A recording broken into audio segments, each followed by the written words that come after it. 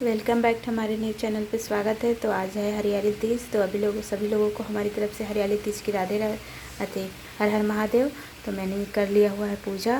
तो मेरे को जैसा लगा है वैसा मैंने कर लिया हुआ है। आप लोग को पसंद ना आए तो आप लोग बता सकते हैं, लेकिन हमारे उधर तो ऐसे ही होता है, इसलिए मैंने ऐसे ही किया हुआ है। तो आप लोग देख सकते हैं, इधर है ना हमारा छोटा सा मंदिर है। तो मैंने सारे भगवान को यहीं पे रखा हुआ है, लेकिन मैंने साइड में रखा हुआ है, इनको पूजा कर लिया हुआ है। फिर उसके बाद मैं कथा सुनूंगी। कथा सुनने की बारी है, मैं कथा सुनूंगी। तो आप लोग हमारे वीडियो में बने रहें। अगर अच्छा लगे तो आप मुझे कमेंट में बता सकते हैं। तो पहले ऐसे ही पूजा किया हुआ है, क्योंकि हमारे घर तरफ ऐसे होता है।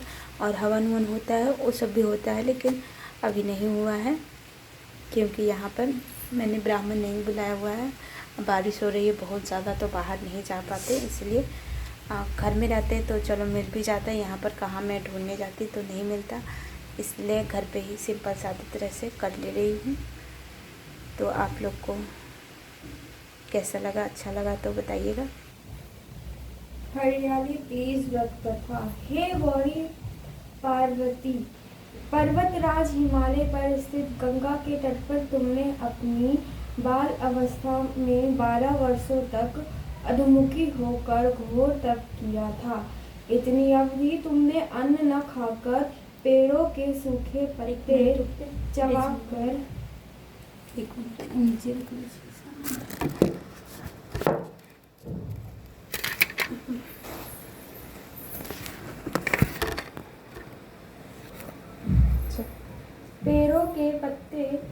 पेड़ों के सूखे पत्ते चबाकर व्यतीत किया। माँ की विकराल शीतलता में तुमने निर्जल जल में प्रवेश करके तप किया।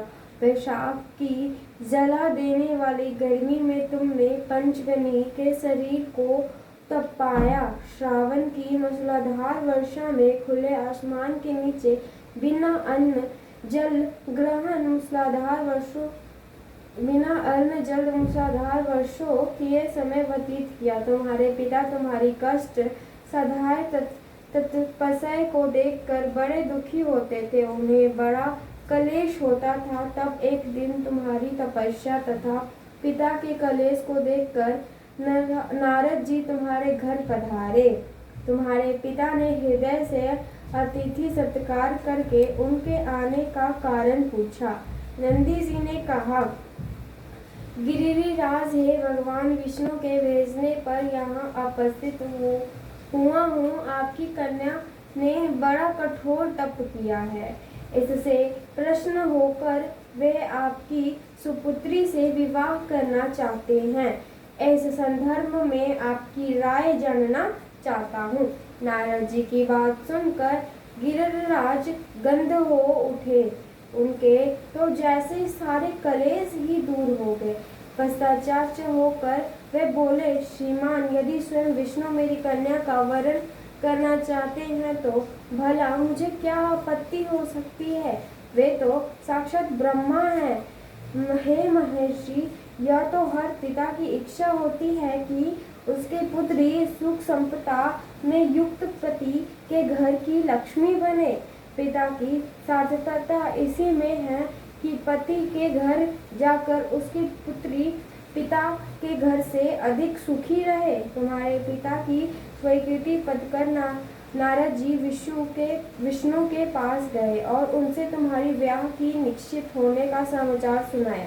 मगर इस विवाह संबंध की बात जब तुम्हारे कान में पड़ी तो तुम्हारे दुख का ठिकाना न रहा। तुम्हारी एक सखी ने तुम्हारा इस मानसिक दशा को समझ लिया और उसने तुमसे उस विविधता का कारण जानना चाहा। तब तुमने बताया, मैंने सच्चे हृदय से भगवान शिव शंकर का वरण किया, किंतु मेरे पिता ने मेरा विवाह विष्णु जी से निश्चित कर दिया। मैं विचित्र धर्म संकट में हूँ, अब क्या करूँ। प्राण छोड़ देने के अतिरिक्त अब कोई भी उपाय शेष नहीं बचा है।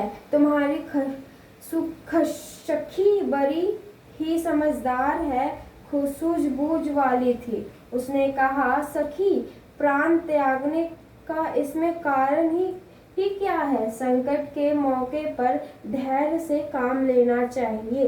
नारी के जीवन की सार्थक इसी में है कि पति रूप में हृदय से जिसे एक बार स्वीकार कर लिया, जीवन प्रत्यय उसी से निर्वाह करे। सच्ची आस्था और एकनिष्ठा के समझ तो ईश्वर को भी संपन्न करता पड़ता है। मैं तुम्हें घनघोर जंगल में ले चलती हूँ, जो साधन स्थली भी हो और जहाँ तुम्हारे पिता तुम्हें खोज भी ना पाए, वहाँ तुम साधन में लीन हो जाना। मुझे विश्वास है कि ईश्वर अवश्य ही तुम्हारी सहायता करेंगे।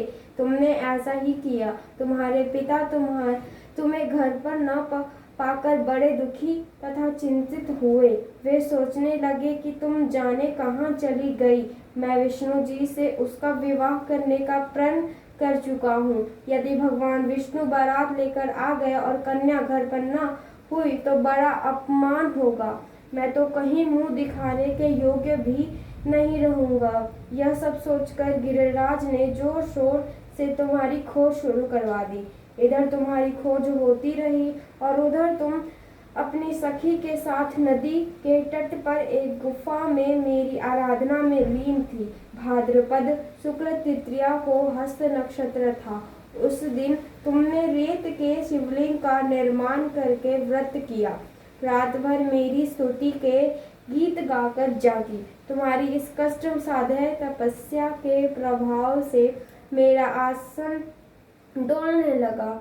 मेरी समाधि टूट गई और तुरंत तुम्हारे समझ जा पहुंचा और तुम्हारी तपस्या से प्रसन्न होकर तुमसे वर मांगने के लिए कहा।